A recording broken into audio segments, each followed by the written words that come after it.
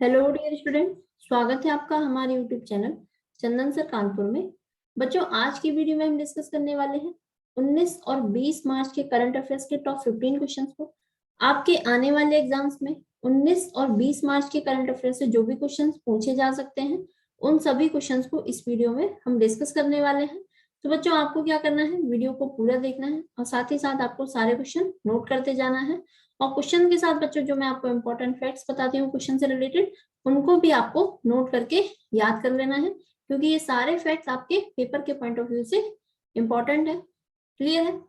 और इसी के साथ बच्चों, अगर आपको हमारी ये डेली करंट अफेयर्स के जो लेक्चर हैं, इनकी अगर आप पीडीएफ चाहते हैं, तो आप हमारा जो टेलीग्राम चैनल है वो भी आपका इसी नाम से है, चंदन सर कानपुर, तो आप सर्च कर सकते हैं, या फिर आप डिस्क्रिप्शन बॉक्स में आपको इसकी लिंक दे दी जाएगी, तो आप वहां से जाकर भी चैनल को सब्सक्राइब कर सकते हैं। तो आपको इन सभी लेक्चर्स की पीडीएफ वहां पे फ्री ऑफ कॉस्ट दी जा रही है, तो आप हमारा टेलीग्राम चैनल जरूर ज्वाइन कीजिएगा। क्लियर है? और क्या करना है, यदि आपने अभी तक हमारे यूट्यूब चैनल को सब्सक्राइब नहीं किया है, तो चैनल को सब्सक्राइब कर लीजिएगा, और साथ ही साथ जो बेल आइकन दिया जाता है बच्चों, उसको भी आप ऑन कर लें, ताकि आपको जो भी आपकी क्लासेस आती हैं उनकी नोटिफिकेशन आपको टाइम पर मिलती रहे। क्लियर है? तो चलिए शुरू करते हैं आज की क्लास। देखते हैं बच्चों आज का पहला क्वेश्चन। देखिए बच्चों, पहला क्वेश्चन है, हाल ही में भारत का पहला डिजिटल वाटर बैंक एक्वेरियम किस शहर में लॉन्च किया गया है? तो हमें बताना है कि जो भारत का पहला डिजिटल वाटर बैंक है, और जिसका नाम क्या दिया गया है, एक्वेरियम। ठीक है, तो हमें बताना है ये किस शहर में लॉन्च किया गया। आपको चार ऑप्शन दिए गए हैं, बेंगलुरु, मुंबई, दिल्ली, या फिर इनमें से कोई नहीं। तो बच्चों, इसका जो करेक्ट आंसर है वो है आपका ऑप्शन नंबर ए, यानी कि बेंगलुरु। तो बेंगलुरु में भारत का पहला digital water bank aquarium Bengaluru में क्या किया गया है, लॉन्च किया गया है। क्लियर है? आइए इसकी व्याख्या देखते हैं। देखिए बच्चों, बेहतर जल प्रबंधन के उद्देश्य से इसे शुरू किया गया है, यानी कि जो आपका डिजिटल वाटर बैंक है, इसको बनाने का पर्पस क्या है, बेहतर जल प्रबंधन के लिए इसे शुरू किया गया है। क्लियर है? चलिए अगला क्वेश्चन देखेंगे। अगला क्वेश्चन है, हाल ही में शुभमन गिल और ऋतुराज गायकवाड़ को किसका ब्रांड एम्बेसडर बनाया गया है? तो हमें बताना है कि ये जो दो प्लेयर हैं, शुभमन गिल और ऋतुराज को किसका ब्रांड एम्बेसडर बनाया गया है। आपको चार ऑप्शन दिए गए हैं, गेमिंग A23, माई 11 सर्कल, ड्रीम 11, या फिर इनमें से कोई नहीं। तो बच्चों, आप यहाँ इमेज में देख पा रहे हैं, ये क्या लिखा हुआ है, माई 11 सर्कल। तो इसीलिए इस क्वेश्चन का जो ऑप्शन नंबर बी है बच्चों, वो करेक्ट हो जाएगा आपका, यानी कि माई 11 सर्कल का इन्हें क्या बनाया गया है, ब्रांड एम्बेसडर बनाया गया है। ठीक है, तो नाम क्या है इनके, शुभमन गिल और ऋतुराज गायकवाड़। क्लियर है बच्चों इतना? आइए इसकी और व्याख्या देखते हैं। देखिए बच्चों, ये जो माई 11 सर्कल है, ये क्या है, एक गेमिंग प्लेटफॉर्म है। ठीक, और इसके अलावा माई 11 सर्कल फैंटेसी गेमिंग प्लेटफॉर्म के लिए इन्हें अपना ब्रांड एम्बेसडर नियुक्त किया है। ठीक है, तो इनको जो नियुक्त किया है, यहाँ पर आप नियुक्त कर लेना। तो माई 11 सर्कल फैंटेसी गेमिंग प्लेटफॉर्म के लिए इन्हें क्या बनाया गया है, अपना ब्रांड एम्बेसडर बनाया गया है। नाम क्या है, शुभमन गिल और ऋतुराज गायकवाड़। क्लियर है? चलिए अगला क्वेश्चन देखेंगे। देखिए बच्चों, अगला क्वेश्चन है, हाल ही में किस दिन आयुध निर्माण दिवस मनाया गया है? तो हमें बताना है कि किस तारीख को आयुध निर्माण दिवस मनाया गया है अभी हाल ही में। आपको चार ऑप्शन दिए गए हैं, 15 मार्च, 16 मार्च, 18 मार्च, या फिर 19 मार्च। तो यहाँ पर आप देख पा रहे हैं इमेज में आयुध निर्माण दिवस, और साथ में जो डेट दी गई है वो कितनी है, 18 मार्च। तो इसीलिए इस क्वेश्चन का जो ऑप्शन नंबर सी है वो करेक्ट हो जाएगा, यानी कि 18 मार्च। तो हर साल भारत में आयुध निर्माण दिवस कब मनाया जाता है, 18 मार्च को। क्लियर है? आइए इसकी और व्याख्या देखते हैं। पूरे भारत में प्रदर्शनियों में राइफल, बंदूकें, तोपखाने आदि प्रदर्शित करके इस दिन को मनाया जाता है। ठीक है, यानी कि इस दिवस को जो मनाने का पर्पस है वो क्या होता है कि जो भारत में प्रदर्शनी लगाई जाती है किनकी, राइफल, ठीक है, और बंदूकें और तोपखाने, इनको क्या किया जाता है, इनको प्रदर्शनी में रख के उसको दिखाया जाता है। ठीक है, तो ये है आपका आयुध निर्माण दिवस, और इस दिन मनाया जाता है आपका 18 मार्च को। ठीक है, 18 मार्च को। क्लियर है? चलिए अगला क्वेश्चन देखेंगे। देखिए बच्चों अगला क्वेश्चन है, हाल ही में मिस वर्ल्ड 2021 का खिताब किसने जीता है? आपको 4 ऑप्शन दिए गए हैं, Shri Saini, Karolina Bielawska, Olivia Yace, या फिर इनमें से कोई नहीं। तो इसका जो करेक्ट आंसर है, यानी कि मिस वर्ल्ड 2021 का जो खिताब है वो किसने जीता है, तो आपका जो ऑप्शन नंबर बी है बच्चों वो करेक्ट हो जाएगा, यानी कि कैरोलिना बिलावस्का। ठीक है, इन्होंने मिस वर्ल्ड 2021 का क्या जीता है, खिताब जीता है। क्लियर है? अब इसमें हम बच्चों जैसे बात करें कि इसमें जो रनर अप रही है वो कौन है, तो फर्स्ट रनर अप रही थी श्री सैनी। श्री सैनी बच्चों ये आपकी भारतीय अमेरिकी मूल की नागरिक है। ठीक है, भारतीय अमेरिकी मूल की नागरिक है, तो श्री सैनी इसमें सेकंड पोजीशन पे रही है। और इसके अलावा जो तीसरा नाम दिया गया है बच्चों, ये कौन है, ओलिविया येस। ठीक है, ओलिविया येस ये आपकी इस प्रतियोगिता में तीसरे स्थान पर आई हैं। ठीक है, ओलिविया येस जो है बच्चों ये आपकी आइवरी कोस्ट, आइवरी कोस्ट एक देश है, ठीक है, वहां से बिलोंग करती हैं ये। तो इन्होंने इस प्रतियोगिता में तीसरा स्थान हासिल किया है। ठीक है, और जो मिस वर्ल्ड 2021 का खिताब है वो किसने जीता है, कैरोलिना बिलावस्का ने। क्लियर है? आइए इसकी और व्याख्या देख लेते हैं। देखिए बच्चों कैरोलिना बिलावस्का पोलैंड की है। तो कैरोलिना बिलावस्का कहाँ की है, किस देश की है, ये पोलैंड की है। अब पोलैंड जो है आपका देश आया है, तो इसकी राजधानी बच्चों ये क्या है, वार्सो है। ठीक है, और पोलैंड में जो मुद्रा यानी कि जो करेंसी चलती है इसका नाम क्या है, जलोटी। ठीक, पोलैंड की जो मुद्रा है बच्चों वो क्या है, जलोटी। क्लियर है? चलिए अगला क्वेश्चन देखेंगे। देखिए अगला क्वेश्चन है, हाल ही में 250 विकेट लेने वाली विश्व की पहली महिला खिलाड़ी कौन बनी है? तो हमें बताना है कि पूरे विश्व में 250 विकेट लेने वाली पहली महिला खिलाड़ी बन गई है अभी हाल ही में, उनका हमें नाम बताना है। आपको 4 ऑप्शन दिए गए हैं, पहला है झूलन गोस्वामी, मिताली राज, राधा यादव, या फिर इनमें से कोई नहीं। तो बच्चों इसका जो करेक्ट आंसर है वो है आपका ऑप्शन नंबर ए। ठीक है, और आप इन्हें इमेज में देख भी पा रहे हैं, ये कौन है, झूलन गोस्वामी, और ये 250 विकेट लेने वाली पूरे विश्व में पहली महिला खिलाड़ी बन गई है अभी हाल ही में। ठीक है, तो इनका नाम क्या है, झूलन गोस्वामी, ये आपको याद रखना है। इसकी व्याख्या देखेंगे। आईसीसी महिला विश्व कप 2022 ये बच्चों अभी आयोजित किया जा रहा है। ठीक है, तो इसमें इंग्लैंड के विरुद्ध मुकाबले में झूलन गोस्वामी ने अपने वनडे करियर का 250वां विकेट लिया है। ठीक है, जो क्रिकेट आपका खेला जा रहा था वो किसके बीच में, इंडिया और इंग्लैंड के बीच में। ठीक, तो इसी में झूलन गोस्वामी ने अपना ये रिकॉर्ड हासिल किया है, यानी कि पूरे अपने कितने विकेट ले लिए हैं, 250 विकेट ले लिए। क्लियर है? चलिए अगला क्वेश्चन देखेंगे। देखिए बच्चों अगला क्वेश्चन है, हाल ही में विश्व बैंक ने किस देश के साथ 1 करोड़ 20 लाख अमेरिकी डॉलर का समझौता किया है?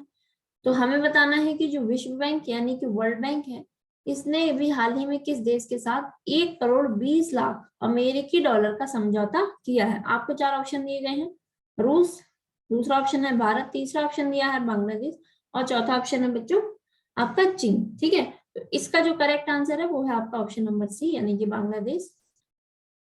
तो बांग्लादेश को विश्व बैंक ने क्या किया है, 1 करोड़ 20 लाख अमेरिकी डॉलर का समझौता किया है। ठीक है, आइए इसकी और व्याख्या देख लेते हैं। देखिए बच्चों इस समझौते का लक्ष्य बांग्लादेश में सिंचित खेती और मछली उत्पादन को बढ़ावा देना है।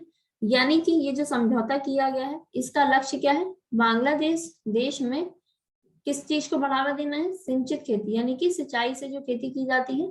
ठीक है, और मछली उत्पादन यानी कि मछली के उत्पादन को बढ़ावा देना है। ठीक है, जब खेती अच्छी होगी और मछली उत्पादन अच्छा होगा तो जो गरीब किसान लोग हैं उनकी आय में भी बढ़ोतरी होगी, तो इसीलिए ये समझौता किया गया है।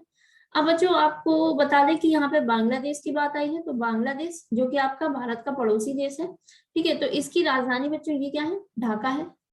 ठीक है, बांग्लादेश की मुद्रा ये क्या है, टका। बांग्लादेश की वर्तमान जो मुख्यमंत्री है इनका नाम क्या है, शेख हसीना। ठीक है, और ये बच्चों 2009 से लगातार बांग्लादेश की प्रधानमंत्री बनी हुई है। तो बांग्लादेश की जो प्रेजेंट टाइम पे यहाँ पे प्रधानमंत्री है ये, इसको आप सही कर लेना। बांग्लादेश की कौन है ये? प्रधानमंत्री यानी कि पीएम। तो प्रधानमंत्री बच्चों ये कौन है? शेख हसीना। और जो बांग्लादेश के राष्ट्रपति हैं प्रेजेंट टाइम में बच्चों, इनका नाम क्या है? अब्दुल हामिद। ठीक है, तो ये कौन है प्रेजेंट टाइम पे बांग्लादेश के राष्ट्रपति? क्या नाम है इनका? अब्दुल हामिद। क्लियर है? चलिए अगला क्वेश्चन देखेंगे। देखिए बच्चों अगला क्वेश्चन है, हाल ही में जारी हुरून ग्लोबल रिच लिस्ट 2022 में किसने शीर्ष स्थान हासिल किया है? तो हमें बताना है कि जो हुरून ग्लोबल रिच लिस्ट है, इसमें जो प्रथम स्थान आया है वो किस व्यक्ति का आया है? तो यहाँ पर आपको 4 ऑप्शन दिए गए हैं, Bill Gates, Elon Musk, Mark Zuckerberg, या फिर इनमें से कोई नहीं। तो यहाँ पर बच्चों इसका जो करेक्ट आंसर है वो है आपका ऑप्शन नंबर बी, यानी कि एलोन मस्क। ठीक है, तो दुनिया के सबसे रईस व्यक्ति हैं प्रेजेंट टाइम पे कौन? Elon Musk. ठीक है, तो इस लिस्ट में भी यानी कि हुरून ग्लोबल जो रिच लिस्ट नाम है लिस्ट का, क्या नाम है? Hurun Global Rich List. तो इसमें भी जो शीर्ष स्थान हासिल किया है वो किसने किया है? एलोन मस्क ने। क्लियर है बच्चों इतना?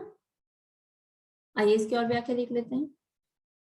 एलोन मस्क स्पेस एक्स व टेस्ला के संस्थापक है, यानी कि ये स्पेस एक्स और टेस्ला नामक कंपनी के क्या है? ये संस्थापक है। जेफ बेजोस इस सूची में दूसरे स्थान पर व बर्नार्ड अर्नोल्ड तीसरे स्थान पर है। ठीक है, जेफ बेजोस है बच्चों, ये कौन है? ये आपका अमेजोन, जो ऑनलाइन शॉपिंग के लिए कंपनी है अमेजोन, जिसको हम हिंदी में अमेजन भी कहते हैं। ठीक है, तो अमेजन कंपनी के मालिक हैं, क्या नाम है इनका? Jeff Bezos. तो इस सूची में दूसरा स्थान इन्होंने हासिल किया है। और तीसरे स्थान पर कौन आया है बच्चों? इनका नाम क्या है? Bernard Arnault. ठीक है, बर्नार्ड अर्नोल्ड बच्चों ये कौन है? ये जो दुनिया की सबसे बड़ी लग्जरी गुड्स कंपनी है, दुनिया की सबसे बड़ी लग्जरी गुड्स कंपनी के मालिक हैं। ठीक है, सबसे बड़ी लग्जरी गुड्स कंपनी के मालिक हैं। ठीक है, तो इस सूची में बर्नार्ड अर्नोल्ड को तीसरा स्थान दिया गया है। ठीक है, इसके अलावा आगे देखेंगे, मुकेश अंबानी 103 अरब डॉलर की संपत्ति के साथ 9वें स्थान पर हैं, यानी कि इस लिस्ट में जो टॉप 10 लोग हैं उनमें भारत के जो सबसे बड़े रईस हैं इनका नाम क्या है? मुकेश अंबानी। तो इस लिस्ट में टॉप 10 कैंडिडेट्स में ये आए हैं और इनकी जो पोजीशन है वो कितनी है? 9th है। ये पूरे वर्ल्ड में इनकी पोजीशन है। और अगर इंडिया में पूछा जाए, इंडिया और इसके अलावा एशिया, ठीक है, दोनों में ही ये फर्स्ट पोजीशन रखते हैं। ठीक है, तो ये आपको याद रखना है कि मुकेश अंबानी भारत के साथ साथ पूरे एशिया में सबसे रईस व्यक्ति हैं। क्लियर है? चलिए अगला क्वेश्चन देखेंगे। देखिए बच्चों अगला क्वेश्चन है, हाल ही में 35वां सूरजकुंड अंतरराष्ट्रीय शिल्प मेला 19 मार्च से कहां पर आयोजित किया जा रहा है? तो हमें बताना है कि जो 35वां सूरजकुंड अंतरराष्ट्रीय शिल्प मेला है ये कहां पर आयोजित किया जा रहा है? आपको 4 ऑप्शन दिए गए हैं, फरीदाबाद, हैदराबाद, गुरुग्राम, या फिर इनमें से कोई नहीं। तो यहाँ पर इस क्वेश्चन का बच्चों जो करेक्ट आंसर है वो हो जाएगा आपका ऑप्शन नंबर ए, यानी कि फरीदाबाद। फरीदाबाद बच्चों ये आपका हरियाणा राज्य में आता है और दिल्ली के बिल्कुल पास में पड़ता है ये। ठीक है, जो दिल्ली है इसी के पास स्थित है ये फरीदाबाद। और फरीदाबाद आपका किस राज्य के अंदर आएगा? तो आपका आंसर क्या हो जाएगा? हरियाणा। ठीक है, तो फरीदाबाद में 35वां सूरजकुंड अंतरराष्ट्रीय शिल्प मेला आयोजित किया जा रहा है। क्लियर है? और यहाँ पर बच्चों देखिए इसकी अवधि दी गई है कि ये कब से कब तक के लिए? 19 मार्च से लेकर के 4 अप्रैल तक के लिए आयोजित किया जा रहा है। क्लियर है? आइए इसकी और व्याख्या देख लेते हैं। देखिए बच्चों इस मेले का विषय जम्मू कश्मीर है। ठीक है, इस बार जो इस मेले में थीम रखी गई है वो किस राज्य की रखी गई है? जम्मू कश्मीर की। तो जिसमें क्या दिखाया जाएगा? वैष्णो देवी मंदिर की प्रतिकृतियां, अमरनाथ मंदिर, कश्मीर की वास्तुकला से बने घर और हाउस बोट का सजीव प्रदर्शन होगा। ठीक है, तो वैष्णो देवी मंदिर ये आपका कटरा में आता है, ठीक है। तो ये जो स्थान है ये आपका जम्मू कश्मीर में ही आता है। अमरनाथ जो शिव जी का मंदिर है ये भी आपका जम्मू कश्मीर में ही आता है। और इसके अलावा जो कश्मीर की वास्तुकलाएं हैं उनको भी इसमें प्रदर्शित किया जाएगा, वास्तुकला से जो बने घर होते हैं। और हाउस बोट, ठीक है, हाउस बोट का भी इसमें सजीव प्रदर्शन किया जाएगा। क्लियर है। इस मेले में 30 से अधिक देश भाग लेंगे, ठीक है। तो भारत में जो आपका सूरजकुंड मेला लग रहा है इसमें दुनिया के लगभग 30 देश इसमें शामिल होंगे। और विशेष भागीदारी बच्चों जो रहेगी वो किस देश की रहेगी? उज्बेकिस्तान की, ठीक है। उज्बेकिस्तान जो है वो इसमें विशेष भागीदारी के साथ भाग लेगा। क्लियर है इतना? चलिए अगला क्वेश्चन देखेंगे। अगला क्वेश्चन है, हाल ही में कौन सी कंपनी भारत की सबसे बड़ी कोयला उत्पादक कंपनी बनी है? तो यहाँ पर आपको 4 ऑप्शन दिए गए हैं, coal India, Mahanadi coalfields limited, Bharat coking coal limited, या फिर सेंट्रल कोलफील्ड्स लिमिटेड। तो बच्चों इसका जो करेक्ट आंसर है वो आपने यहाँ पर इमेज में देख ही लिया होगा, MCL यानी कि महानदी कोलफील्ड्स लिमिटेड, यानी कि ऑप्शन नंबर बी बच्चों आपका करेक्ट हो जाएगा, महानदी कोलफील्ड्स लिमिटेड। तो ये क्या है आपका? ये कंपनी भारत की सबसे बड़ी कोयला उत्पादक कंपनी हाल ही में बन गई है। आइए इसकी और व्याख्या देख लेते हैं। देखिए बच्चों यह कोल इंडिया की सहायक कंपनी है, ठीक है। इसके अलावा बच्चों यहाँ पर जो मैंने आपको और 2 ऑप्शन दिए थे, Bharat coking coal Limited, Central Coalfields Limited, ये कंपनियां भी कोल इंडिया की ही क्या है? सहायक कंपनी है, ठीक है। और वित्तीय वर्ष 2021-22 में कंपनी यहाँ पे किसकी बात आ रही है? महानदी कोलफील्ड्स की। तो महानदी कोलफील्ड्स जो कंपनी है इस कंपनी ने 157 मिलियन टन कोयले का उत्पादन किया है, यानी कि जो कुल कोयला उत्पादन किया है वित्तीय वर्ष 2021-22 में वो कितना है? 157 मिलियन टन, या कह सकते हैं 157 मिलियन टन। क्लियर है इतना? चलिए अगला क्वेश्चन देखेंगे। देखिए बच्चों अगला क्वेश्चन है, भगोरिया महोत्सव किन राज्यों के आदिवासी लोगों द्वारा मनाया जाता है? तो यहाँ पर आपको 4 ऑप्शन दिए गए हैं, केरल व बिहार, असम नागालैंड, मध्य प्रदेश व महाराष्ट्र, या फिर गुजरात और राजस्थान। तो इसका जो करेक्ट आंसर है बच्चों वो है आपका ऑप्शन नंबर सी, यानी कि जो भगोरिया महोत्सव है ये मध्य प्रदेश और महाराष्ट्र, ठीक है। इसमें जो आपका क्षेत्र पड़ता है मालवा वाला, ठीक है, मालवा का जो क्षेत्र है वहां पे जो आदिवासी निवास करते हैं इनके द्वारा ये महोत्सव मनाया जाता है, ठीक है। महोत्सव का जो नाम है वो क्या है? भगोरिया महोत्सव। तो ये आपका भारत के 2 राज्यों में मनाया जाता है, मध्य प्रदेश और महाराष्ट्र। क्लियर है? आइए इसकी और व्याख्या देख लेते हैं। देखिए बच्चों इस महोत्सव में भाग लेने वाली जनजातियों में भील, भिलाला और पटेलिया शामिल है, ठीक है। यानी कि मुख्य रूप से जो जनजातियां इस महोत्सव में पार्टिसिपेट करती हैं वो कौन कौन सी हैं? भील, भिलाला और पटेलिया। क्लियर है? चलिए अगला क्वेश्चन देखिए। अगला क्वेश्चन है, हाल ही में अंतरराष्ट्रीय किशोर स्वास्थ्य सप्ताह कब से कब तक के लिए मनाया जाएगा? तो हमें बताना है कि जो अंतरराष्ट्रीय किशोर स्वास्थ्य सप्ताह है ये किस डेट से लेकर मनाया जाएगा, कब तक के लिए? तो यहाँ पे आपको पहला ऑप्शन दिया है 15 से 20 मार्च, दूसरा है 18 से 24 मार्च, तीसरा ऑप्शन है 19 से 25 मार्च, और चौथा ऑप्शन है आपका 20 से 26 मार्च। तो यहाँ पर बच्चों इस क्वेश्चन का जो करेक्ट आंसर है वो है आपका ऑप्शन नंबर डी, यानी कि 20 से 26 मार्च तक के लिए अंतरराष्ट्रीय किशोर स्वास्थ्य सप्ताह मनाया जाएगा, ठीक है। आइए इसकी और व्याख्या देख लेते हैं। देखिए बच्चों इस सप्ताह का विषय परिवर्तन रखा गया है, ठीक है। तो इस सप्ताह का जो विषय है वो क्या रखा गया है? परिवर्तन। इसका उद्देश्य किशोरों को स्वयं का स्वास्थ्य और विकास के बारे में जागरूक करना है, ठीक है। तो आप देख रहे हैं यहाँ पे जो आपका सप्ताह का नाम है वो क्या है? किशोर स्वास्थ्य। तो किशोरों के स्वास्थ्य की बात की जा रही है।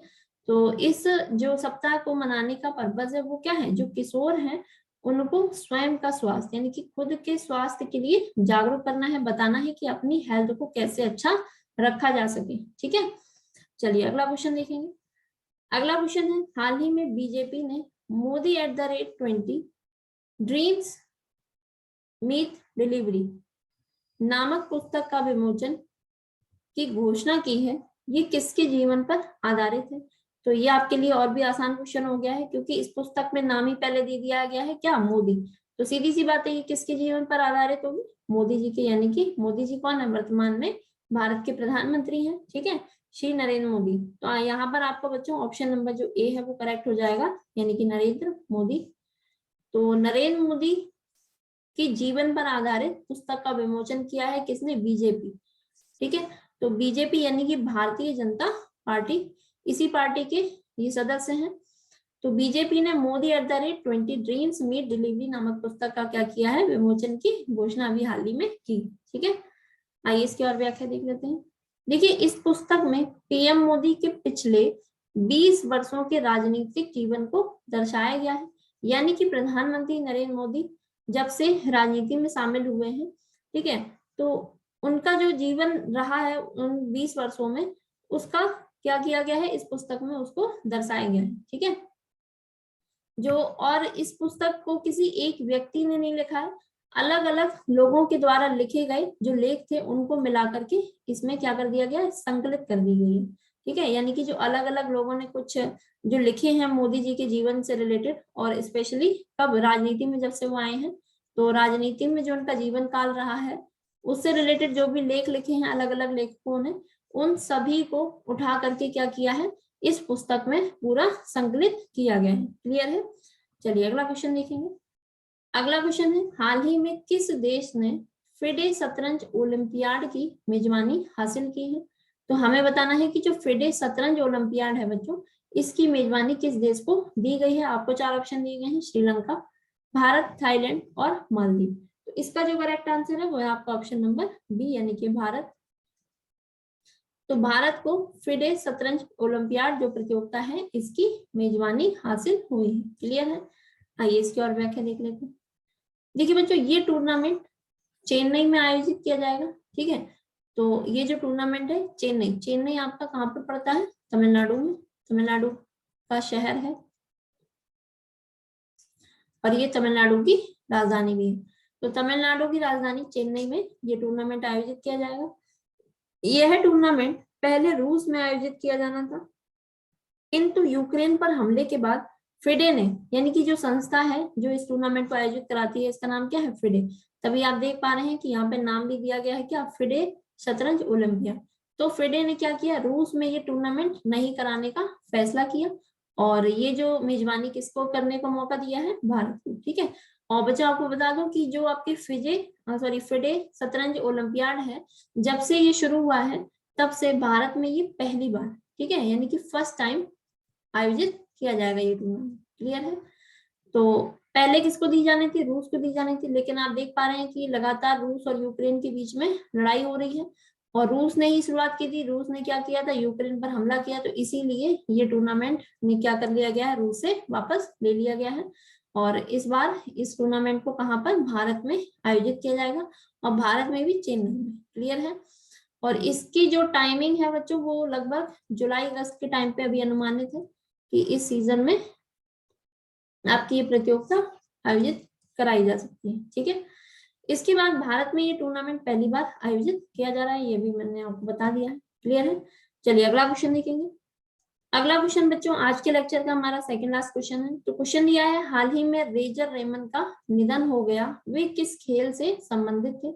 तो यहाँ हमें बताना है कि जो रेजर रेमन थे ये किस खेल से संबंधित थे, इनका भी हाल ही में निधन हो गया है। क्रिकेटर थे, फुटबॉलर थे, रेसलर थे, या फिर इनमें से कोई नहीं, ठीक है। तो इसका जो करेक्ट आंसर है वो है आपका ऑप्शन नंबर सी, यानी कि रेसलर। तो रेजर रेमन ये कौन थे, रेसलर, यानी कि कुश्तीबाजी करते थे, ठीक है। तो इनका भी हाल ही में दिल का दौरा पड़ने के कारण निधन हो गया है, और इनका निधन 63 वर्ष की आयु में हुआ है, ठीक है। हार्ट अटैक की वजह से इनका निधन हो गया है। देखिए बच्चों जो आपके रेजर रेमन थे ये WWE खेलते थे। WWE ये क्या होता है, वर्ल्ड रेसलिंग एंटरटेनमेंट, ठीक है। और इनका नाम स्कॉट हॉल था, ठीक है। जब इन्होंने WWE ज्वाइन किया था तब इन्होंने अपना नाम ये रखा था रेजर रेमन, और इनका जो वास्तविक नाम था वो क्या था, स्कॉट हॉल। क्लियर है, ये आपको याद रखना है। चलिए अगला क्वेश्चन देखेंगे। अगला क्वेश्चन बच्चों आज के लेक्चर का हमारा लास्ट क्वेश्चन है। तो देखिए क्वेश्चन क्या दिया है। क्वेश्चन दिया है, हाल ही में मूडीज ने CY22, CY22 का मतलब क्या है, C for calendar, by for year, यानी कि कैलेंडर वर्ष 2022 के लिए भारत की जीडीपी का अनुमान घटाकर कितना प्रतिशत किया है। ठीक है, तो मूडीज ने दोबारा से रेटिंग निकाली है भारत की जीडीपी की, तो इसमें जो अनुमान पहले था उससे कम करके कितना प्रतिशत कर दिया है, तो हमें बताना है। आपको चार ऑप्शन दिए गए हैं, 9.1%, 8%, 9.5% या फिर इनमें से कोई नहीं। तो यहाँ पर बच्चों इस क्वेश्चन का करेक्ट आंसर हो जाएगा आपका ऑप्शन नंबर ए। क्लियर है, तो मूडीज ने जो भारत की जीडीपी का अनुमान है वो घटा करके कितना कर दिया है, 9.1 कर दिया है। क्लियर है, आगे देखेंगे इसकी व्याख्या। रूस यूक्रेन संघर्ष के प्रतिकूल प्रभावों के कारण मूडीज ने यह अनुमान लगाया है।